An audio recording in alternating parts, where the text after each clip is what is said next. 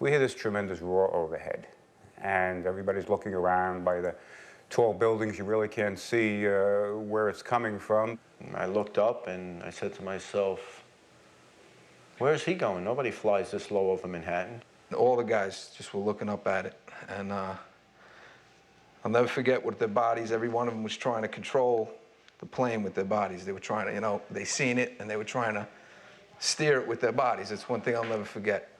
And it just, like the roar was just like, it was almost inside you. And then when it hit the building, the feeling, I'll never forget, it's like somebody took the air and sucked it out of my lungs and my head. And it just, I became so lightheaded, my knees buckled, and it felt like a dream as I seen the plane crumble into the building.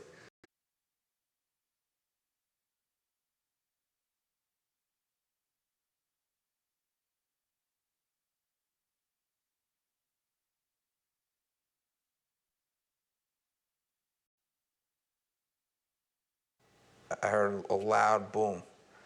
And my first thing, I was right at the desk there on the left-hand side when you come into Tower 1.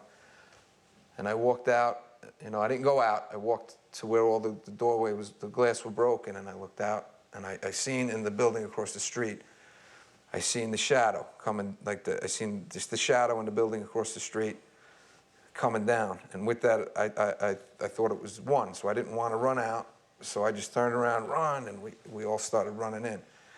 And we came around, and we made a left there, most of us anyway, and then I just, as soon as I felt it was like a freight train hitting my back with the air and the debris and the dust. I think I pushed you or some other people around the corner of a wall.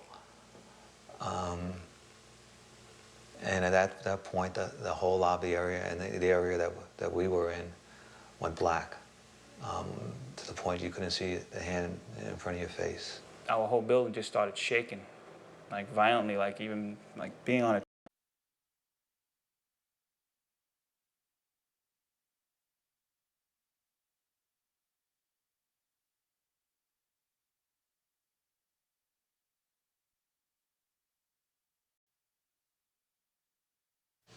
I think this firehouse was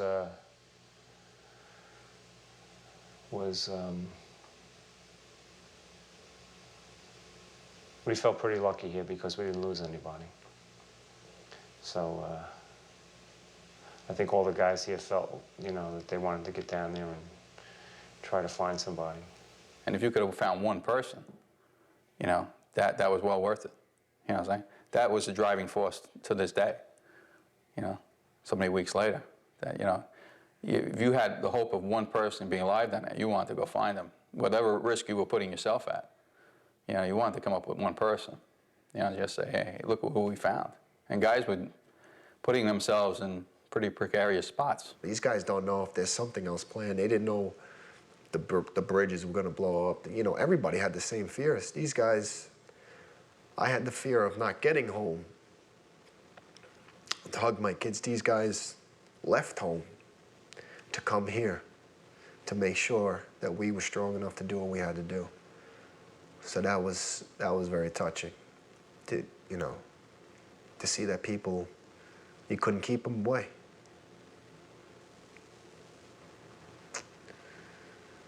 I mean, I talk about leaving the building, getting out of the building, but yeah, I know it had to be tough for guys to leave their house in the middle of something like this, where you know it was an attack, and your family's home, and you're walking out of the door for something you don't know. You don't know what's going on. We could be in the middle of a war. We could be invaded. We could, anything. You know, at that day, anything was possible, in my mind. I was watching the news and talking on the phone at the same time, and I remember thinking to myself, I didn't think I was going to ever come home again. I was thinking this was the worst disaster that the city has ever faced.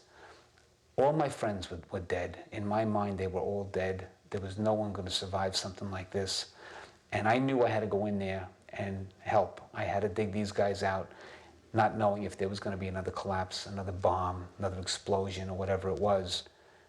So while I was waiting for my friend to come back, I took the time to write a quick letter to my wife and kids, telling them that I love them, and